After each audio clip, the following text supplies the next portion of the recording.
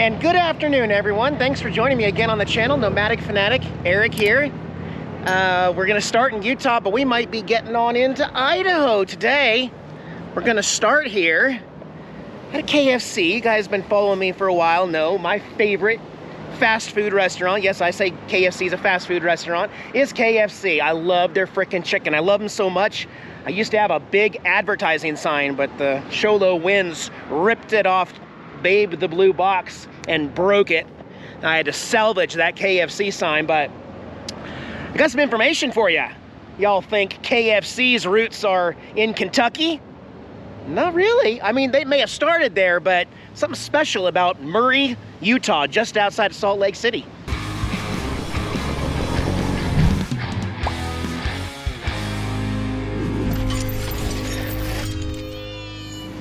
Thank you for joining me on the channel, guys. I will be uploading this video with some connected internet. Check out the video description below for unlimited high-speed internet. This building here looks more like a modern KFC restaurant, right? If we flip around here, we've got the old classic bucket advertising back in 1952. This KFC was established as you read on the top, world's first KFC store. This is actually the world's first franchise KFC. Kind of where KFC started, although the recipe started in the state of Kentucky. This was the first location, and it is still owned and operated here in Murray, Utah, not Kentucky. So I'm happy to see that they have kept this one in very good-looking condition here. And out front, a little nod to the Colonel himself. There's Colonel Sanders and Pete Herman. He is the first franchise owner of the very first KFC restaurant, and they are standing here proudly in bronze with the bucket behind them in the distance right there. Not too many of those buckets survived, actually, but yeah, the very first KFC franchise. Hey, real quick before we go back into KFC, I sometimes take advantage of some public Wi-Fi to get some fast internet. Like even here in the RV while we're in the restaurant, I'm actually connected to KFC's Wi-Fi, and actually gives me a chance to introduce. I want to thank my video sponsor, ExpressVPN. Thanks for sponsoring this video today because it is helping me stay very safe and secure here online. Anytime you're in a public Wi-Fi unsecured network area, you kind of leave yourself out to the open. I mean, it's actually very easy for online hackers to get into your information on an unsecure Wi-Fi here, which the only time I ever use unsecure Wi-Fi is when I turn ExpressVPN on my laptop. I also use it on my phone. There is a super easy to use app with ExpressVPN. You can select your country between, I think there's 105 different countries available. And then once you connect like this, it just takes a couple seconds. It says I'm connected. Now I can go on to unsecure Wi-Fi and feel safe online. You'd be surprised how easy it is for hackers to really get into your stuff, and ExpressVPN wraps your online data in an encrypted tunnel. It keeps all your online activity private from third parties. I have had it nearly 4 years on all of my equipment here, and it's just super easy to use. It's not the only thing I use it for, too. The other night, Diana and I had a craving to watch Austin Powers. You remember those Austin Powers movies? And somebody told me they're on Netflix. The problem is they're actually not allowed when you're here in the United States. Well, all you got to really do is, again, go back to ExpressVPN, go find a different country, which I researched ahead of time. If we select Germany here and then connect to Germany, I can actually open back up Netflix again, and boom, magic, there's all the Austin Powers movies. And then when I'm done with it, I can switch to a different country or turn it off. I've also used it to track certain sports teams like the Cowboys on the road. If you get in their market, you won't be able to even use your MLB or NFL packages because it's going to say, oh, you're in their network. Well, if you just change it to a city in the United States that's, you know, on the other side of the country, then log back in, you can trick the system, and I can watch all of my sports teams live no matter where I'm at, even if I'm right outside the stadium in a blacked out market. So yeah, see how you can get 3 months of ExpressVPN for absolutely free, guys. All you got to do is scan the QR code right there with your phone. Do it right now. It's easy. Or you can check out the link in the video description at expressvpn.com/nomadic. And thanks again, ExpressVPN, for sponsoring this video and keeping myself and everybody else safe. Let's get back inside and finish KFC. Well, we might as well get some food while we're here, right? So lunch, they got the $5 deals, the 2-piece and a side, and you're doing the chicken bowl. In the bowl. The bowl. All right. We'll eat up, and then I'll show you a little bit about this restaurant. It's really cool, and there's some neat other things to see in here. Them special sauces. Nobody can figure it out. Top secret. Don't throw it on the ground. All right, chicken was great. Inside the restaurant here, a little nod to what Harmon started, the Harmon Cafe, featuring the Colonel Sanders recipe Kentucky Fried. And then, of course, this turned into an actual Kentucky Fried Chicken, the very first. Pretty cool. Let's see here, we got the original celebrity chef. Man, it's too bad I don't collect KFC stuff. That'd be a great collection with the white and red. Oh boy, Colonel meeting Mickey Mouse.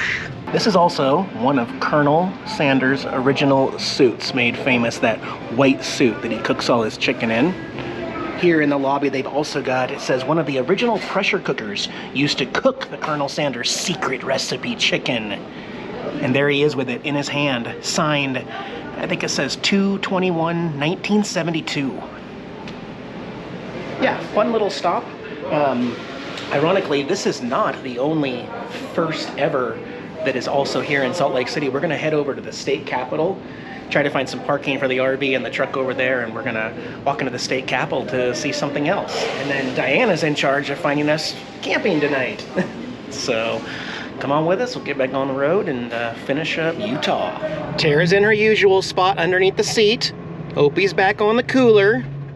One of his favorite new spots to travel near Dad. Yeah. Now we just got to get through some Salt Lake City traffic here. We're actually going to head to basically North Salt Lake City to get to the Capitol. So we'll see how this works today. Now I'll give Utah, and specifically the city of Salt Lake City, some credit. Usually parking an RV near a Capitol building in any state in the country is near impossible, and I would just say don't do it. But talk about premier parking. The Bigfoot is parked right in front of the state capitol building, and we're gonna go in there in just a minute. But first, Diana pointed out that this other building right here, which is now a gift store, looks like maybe a magnet, but something special happened here in 1870. Little plaque here in front of the building says that Utah women made history in this building before you on February 14th, 1870. A 23-year-old school teacher, Sarah Young, and several other women voted in Salt Lake City election. They were the first women in the United States to exercise voting rights on an equal basis with men. Not the first opportunity they had. That was actually in Wyoming a little bit before this, but this was the building where women first voted in 1870. Probably has my magnet, but first we're heading over to the state capitol building across the street. Right there. Now the sun just came out, still some clouds. Beautiful afternoon here in Utah currently. Let's get inside and climb some stairs or elevators. We're inside. Look at these walls. It sucks because states always do this, and then you feel guilty because they spend just millions of dollars creating these masterpieces. Yeah, I ain't gonna lie, it is beautiful, but it cost a lot of money to put this all together, right? Lots of marble. Everything is marble. There's the Supreme Court right there. We need to find our way up to the 4th floor, and I'm guessing we're gonna have to climb those stairs. Wait a minute. Before we take the stairs, that is an old school elevator. I wonder if this thing works. Brass knobs on here. Whoa! Fancy pants. Come on in. We're going to the 4th floor here. And up we go. I think one more floor because we started on the 2nd. No. All right, let's go see if I can find what I'm looking for here in the Utah State Capitol. This place is massive, and there's so many cool different views of the building. They've got these neat photographs of all the awesome movies that were filmed in the great state of Utah, like Forrest Gump. And so they've taken this outer picture, and then they put pictures of the movie scene so you can see exactly where they were filmed. And they're outside of all these House of Representative offices. Of course, Indiana Jones and The Last Crusade, obviously, with all that red rock that we visited in my last video.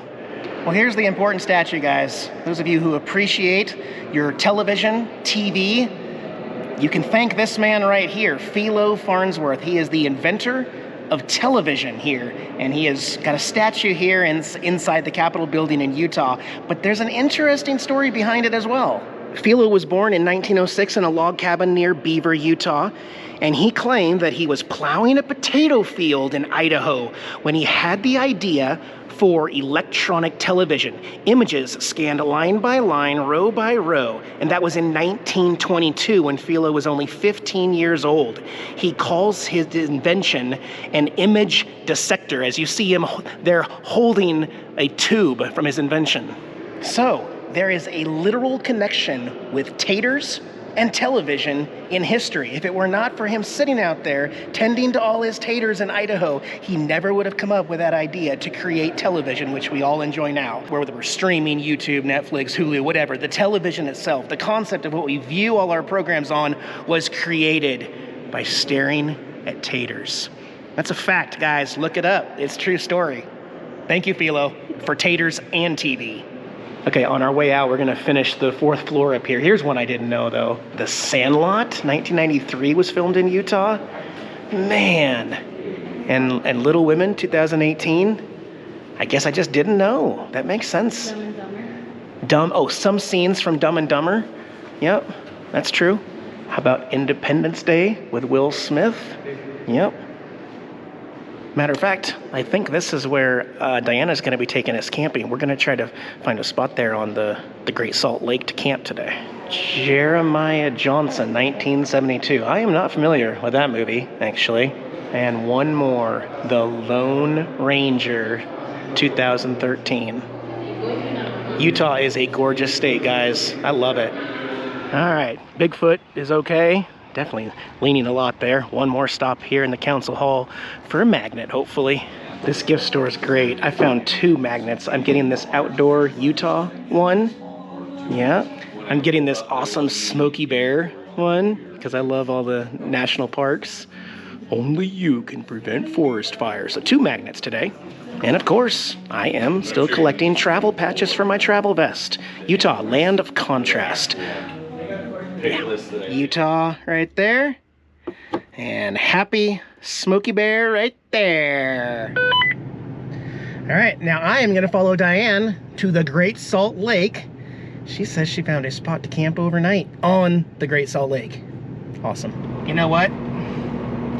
We're definitely just making this trip up as we go. We're not gonna make it to Idaho today. To get to the top of this Great Salt Lake is 2 hours and 3 minutes.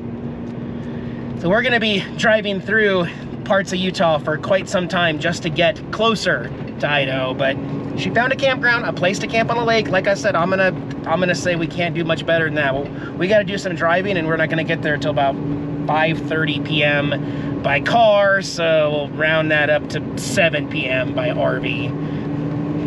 There we go. All right, does this look salty to you? A little bit of water, a lot of white salt. A lot. As we continue north here, not north, west on 82, 83, yeah, we're seeing a lot of this salt look. As we still have an hour to get to the north tip of the Great Salt Lake. We got a ways to go. So I'll get back to you here in an hour. We just hit dirt road. It says it'll take 31 minutes. Well, that's only if we're going 30 miles an hour. And yeah, it's a very long detour. It better be worth it. My goodness. Opie, what do you think, Opie? Man, just drive, Dad. And make it less bumpy, Dad. Okay, Opie. I can't do 5 miles an hour. The RV is just falling apart. You probably cannot see how literally miserable this road is. It's almost undrivable. Oh my gosh, something just smashed and broke. 2 hours later. What a drive. Was it worth it? Well, actually, yeah, I think it was. We're the only ones out here right now. I give you the Great Salt Lake. And this is the spiral jetty area we're north on the very top of the Great Salt Lake here. Gonna grab my sandals, and we're gonna walk down there to the jetty and out to the water. All right, we're gonna try to trek on down here through the rocks and get down there before the sun sets here, before it starts cooling off. You're already in your jacket. Yeah. I can't believe you even packed a jacket. I have like one pair of pants because I didn't bring the bike. I knew I wouldn't need long pants very much. Well, we'll see. See. All right, well now we're in what really does look like sand that you would find at a saltwater beach, mixed with some rocks here. Oh, it's windy here. It's not cold though, yet. No, it doesn't feel cold. Is this the closest to a beach we're gonna get on this trip? I think so. Well, yeah, exactly. Well. We might have to wait and see. So we were curious why the sand that would melt in my hand has now changed to this rock hard thing, and it's like, its whole piece, listen, it sounds like metal. I don't know if that's created by the salt or what made it do that. That's weird. Hey. All right, I want to say something because from up there where the RV's at, looking down here, not only is this not normal sand, but what we're calling white caps, now we're starting to see these weird salt puddles. And that's what we're looking at out here, which is not white caps. We're gonna go see. Okay, now there's like salt tumbleweeds going by us. And okay, so now you see all this white. These are not water white caps like I thought. There's still tumbleweed going by. But instead, oh my gosh, is it salt? Is it foam? Is it... It looks like cotton. It literally looks like cotton. It's like soap. They're bubbles. Ooh, it's very salty bubbles. So when the bubble goes away, you can see all the salt on my hand. That is strange. And there's so much of it. And then maybe 2 football fields out, you can hit the water. Diana's over there playing with the bubbles. I'm getting some pools of water here before we get out there. I'm trying to decide if I want to take off my shoes or not, because it's very salty. It's a very salty water here. Strange. No smells also. Like there's no smells at all. There's no ocean smells. There's no Slab City, Bombay Beach smells like dead carcasses or anything. It's very natural. It's been this way for many, many years. It's just strange. It is so strange. This big mound over here, like what made all of it just stop right there and pool up? You know? That is so strange. All right, take a shot or a drink of your beer every time Nomadic Fanatic says strange in this video. Yeah, oh, here comes some wind again. Whoa! I love it. How can you not smile seeing this stuff? I was grumpy about the rough trip in. Wow.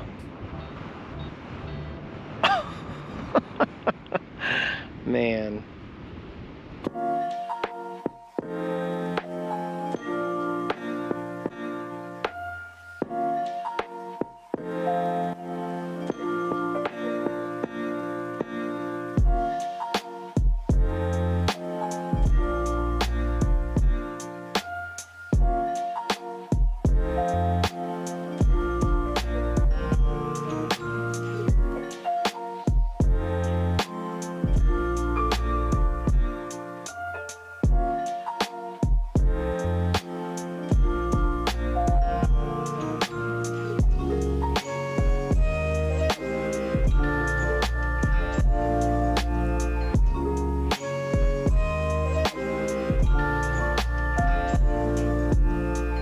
Incredible.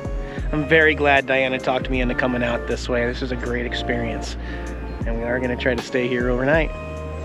Diana's going to go walk down there and get a few more shots because she's got it all to herself this morning, which is kind of unique. That's awesome. I'm going to enjoy this cup of coffee and then... Otherwise, I'm going to go ahead and close this video out, guys. We had fun. This was a great little free campsite with a lot of beauty out here. Stuff I don't think I ever would have seen before, but now we know that we have a 2.5-hour trek on this graded, horrible dirt road until we get back to pavement, and so got that to look forward to. I'll start filming my next video when we get back to pavement. Guys, be well. Thanks for joining us. We'll see you in the next one. Bye-bye.